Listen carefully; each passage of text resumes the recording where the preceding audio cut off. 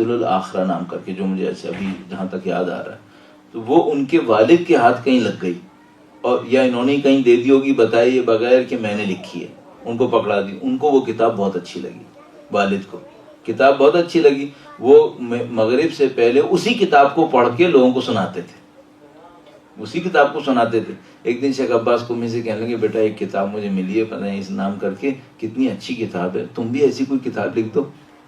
کہنے لگے آپ دعا کریں میں لکھ دوں انشاءاللہ. بول کے نہیں دیا کہ بابا یہ میری کتاب ہے. ان لوگوں میں خلوص اتنا تھا. اب کوئی کیا انہوں نے اپنے والد کو نادانی میں کیوں رکھا، جھوٹ کیوں بول دیا، یہ سب باتیں نہیں ہیں. یہ خلوص کا معاملہ ہے، وہ اپنے اظہار نہیں کرنا چاہتے.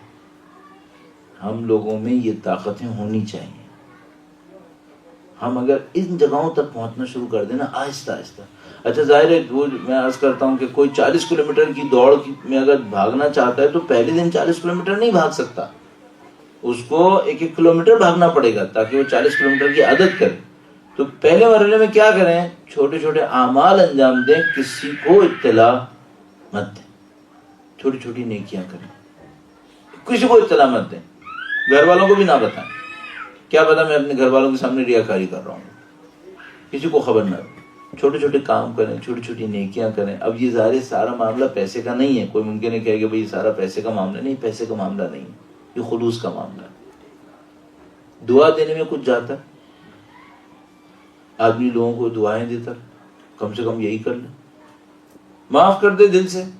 دل سے معاف کرنے میں تو کچھ نہیں جاتا، دل سے معاف کر دیں. میں ایک بات ایسی تجربے کی خاطر آپ کی خدمت میں عرض کر رہا ہوں. ہم لوگ مجھے تو ڈر لگنے لگتا ہے، پتہ نہیں ہم لوگ کی زندگی میں جو بولنے والے ہوتے ہیں ان کی زندگی میں کچھ بچے گا بھی عبادت میں یا نہیں بچے گا. آخری امید اس پہ رہ جاتی ہے کہ جو دور سے سننے والے ہمارے لیے دعا کر رہے ہیں چاہتے اس کے صدقے میں خدا معاف کر دے، ورنہ باقی تو ہمارے سارے کام جو ہیں وہ ڈکلیئر ہو چکے ہوتے ہیں. تو ان میں پتہ نہیں بچا یا نہیں بچا. ایک بات میں آپ بہت انجوائے کریں گے اگر میں آپ کی خدمت میں عرض کروں، اس کو کبھی تجربہ کر کے دیکھیں، آپ بہت آپ کو لطف آئے گا. کوئی بچہ ہو نا جو آپ کو لگے کہ تھوڑا سا منہ بسورے بیٹھا ہے، کوشش کریں اس کا دل خوش کریں، کوشش کریں. کوئی بچہ ہو جس کے بارے میں ڈر ہو کہ مثلا اس کو کوئی غم لگا ہوا ہے، اسے خوش کریں. یہ مولا امیر المومنین کی سنت ہے، یتیموں کو خوش کرتے تھے. درود بھیجے گا ان کی ذات. اللہم صلی علی محمد و آل محمد وعجل فرجہ. یتیموں کو خوش کیا کرتے تھے. ہمارے قاری تشریف لائیں، ان کی سلامتی کے لیے درود بھیجیں. محمد و آل محمد. اللہم صلی علی محمد و آل محمد وعجل. ایک اور کام، آخری کام کہوں گا.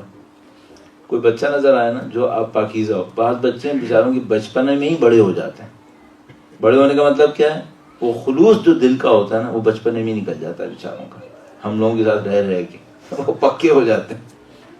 اگر کوئی بچہ ملے نا جو ابھی بچپنے میں ہے اور اس کے دل میں خلوص ابھی بہت ہے، آپ کو نظر آ رہا ہے، آپ سے ایسی عرض کر رہا ہوں، اگر آپ کا ماحول اجازت دے، ہر طرح کا ماحول اجازت نہیں دیتا، اسے دل سے گلے لگا کے دیکھیں. آپ اسے گلے لگا کے دیکھیں.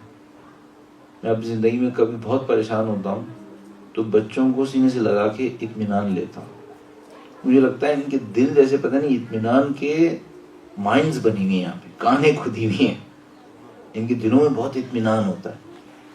تو میں بعض اوقات کیا کرتا ہوں، بچوں کو دل سے لگا کر اپنی پریشانی کو دور کرتا ہوں کہ اللہ تیرا شکر اس کا دل نصیب ہوا. چھوٹے چھوٹے تجربے کریں اپنی زندگی کے اندر اور محبتوں کو، خوشیوں کو پھیلانے کی کوشش کریں تو آپ کو اور ہمیں بہت کچھ نصیب ہوگا انشاءاللہ. پروردگار عالم لطف فرمائے گا. ایک آخری بات عرض کرتا چلوں، ہم لوگوں کو لیکچرز دیتے دیتے 30 سال ہو گئے. اس 30 سال میں ہم 50 کلاس 100 کلاس سب بچوں کو لیکچر دے چکے ہیں. تو اگر آپ کچھ کر رہے ہیں نا اور سمجھ رہے ہیں کہ ہمیں نظر نہیں آ رہا، آپ بہت احمق ہیں. اس کا مطلب ہے ہمیں سب نظر آ رہا ہوتا ہے. تو آپ اوپر سے نہیں دیکھیے گا کہ ہمیں نظر نہیں آ رہا ہوتا، ہمیں جب سمجھ میں آ رہا ہوتا ہے. تو آپ ہمارے کرتے وقت، ہمارے سامنے کرتے وقت اس بات کو کنفرم سمجھیے گا کہ ہمیں پتہ چل گیا ہے. یہ مت سوچیے گا کہ پتہ نہیں چلا.